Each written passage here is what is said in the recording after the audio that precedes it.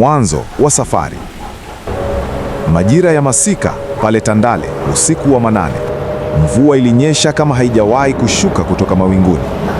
Maji yalikuwa yanatiririka mtaani, yakifagia uchafu na kuunda mito midogo katikati ya nyumba za udongo na mabati.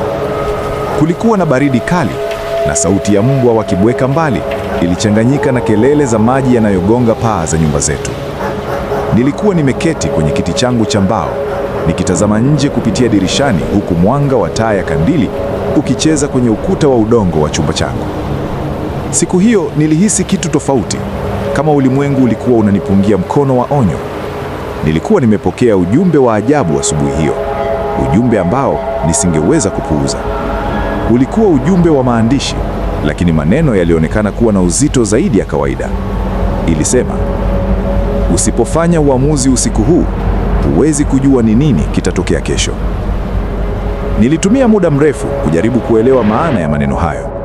Ni nani alikuwa amenitumia ujumbe huo? Na kwa nini nilihisi kama ulikuwa unalenga maisha yangu moja kwa moja?